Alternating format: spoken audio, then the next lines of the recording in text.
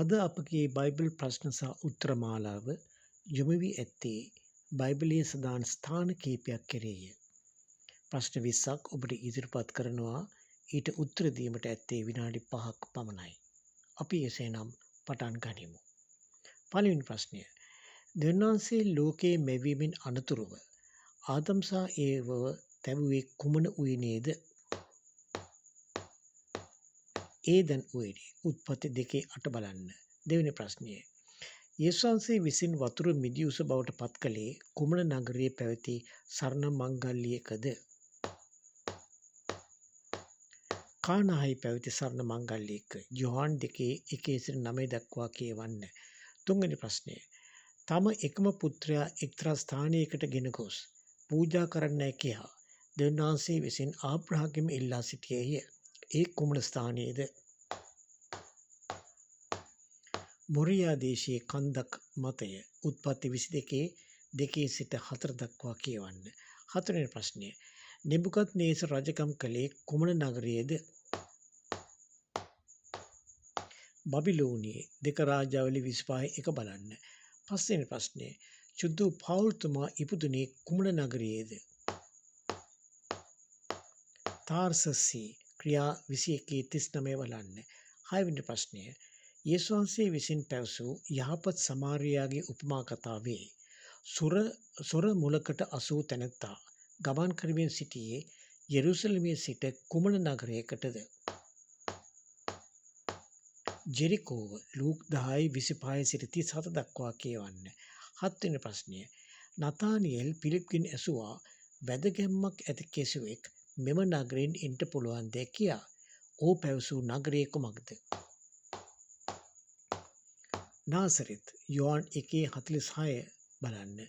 අටවෙනි ප්‍රශ්නය. යේසුස් වහන්සේ විසින් ලාසරස්ව මලුන්ගෙන් නැගිට්ටුවේ කුමන නගරයේදීද? බෙතානියේ. යොහාන් 11:1 බලන්න. නවවෙනි ප්‍රශ්නය. රහසින් යේසුස් වහන්සේගේ ශ්‍රාවකයෙකු වූ ජෝසප් උන්වහන්සේගේ මෘත දේහය ඔහුගේ සොහොනේ තැන්පත් කිරීමට ඉල්ලා සිටියේය. යෝසෙෆ් පැමිණි කුමන නගරයෙන්ද? අරිමාතියේ සිට. යොහාන් 19:38 බලන්න. 10 වෙනි ප්‍රශ්නය. ජල ගැල්මෙන් පසුව නෝවාගේ නැව නැවතුනේ කොතැනද?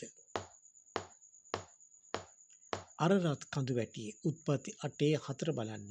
11 වෙනි ප්‍රශ්නය. යේසුස් වහන්සේට සාකියුස් මුණ ගැසුනේ කුමන නගරයේද? ජෙරිකෝවේදී. ලූක් 19:1-2 බලන්න. 12 වෙනි ප්‍රශ්නය. යේසුස් වහන්සේගේ ශ්‍රාවකයින්ට පළමු වතාවට ක්‍රිස්තියානි යන නම දෙනු ලැබුවේ කුමන නගරයේද? අන්තියෝකයේදී. ක්‍රියා 11:26 බලන්න. 13 වෙනි ප්‍රශ්නය. එක්තරා නුවරකට යේසුස් වහන්සේ සහ ශ්‍රාවකයන් පැමිණි විට වැන්දඹු ස්ත්‍රියකගේ මැරී සිටි පුතා උන්වහන්සේ පුනරුත්ථානය කළසේක. ඒ කුමන නුවරෙහිද? නායින් නුවර. ලූක් 7:11-17 දක්වා කියවන්න. 14 වෙනි ප්‍රශ්නය. කුමන ස්ථානයක්ද හැඳින්වුවේ දෙවියන් වහන්සේගේ ගෘහය ලෙස? බෙතෙල්. උත්පත්ති 28:18-19 බලන්න. 15 වෙනි ප්‍රශ්නය. දාවිත් රජ ඉපදුනේ කුමන නගරයේද? බෙත්ලෙහෙම. ලූක් 2:4 බලන්න. 16 වෙනි ප්‍රශ්නය. සම්සොන් මරණයට පත් කිරීමට පෙර එක්තරා ස්ථානයක සිරගත කර තිබුණේ. ඒ ස්ථානය කුමක්ද? ගාසා. වීරාවලියේ 16:21 බලන්න. 17 වෙනි ප්‍රශ්නය. පවුල්තුමා ගමන්ගත් නැව දියබත් වූයේ කුමන දූපතේද? මෝල්ටා. ක්‍රියා 28:1 බලන්න. 18 වෙනි ප්‍රශ්නය. නාදුනන දෙවි කෙනෙකුට ඉදිකර ඇති පූජාසනයක් චුදු පවුල්තුමාට හමු වූයේ කුමන නුවරකදීද? ඇතන්ස්. ක්‍රියා 17:22-23 දක්වා කියවන්න. 19 වෙනි ප්‍රශ්නය. එළිදරව් පොතේ එක්තරා සභාවක් ඇල්මැරුණු සභාවක් ලෙස හඳුන්වා දී ඇත. ඒ කුමන ස්ථානයේ පිහිටි සභාවක්ද? ලවෝදීසේ. එළිදරව් 3:14-16 දක්වා කියවන්න. 20 වෙනි සහ අවසාන ප්‍රශ්නය. පවුල්තුමාට ගල් ගැසුවේ කොහේද? ලුස්ත්‍රාවේ ක්‍රියා 14 19 බලන්න. තවත් ප්‍රශ්න 20ක් සමග අපි ළඟදීම හමු වෙමු. ඔබට ජේසු පිහිටයි.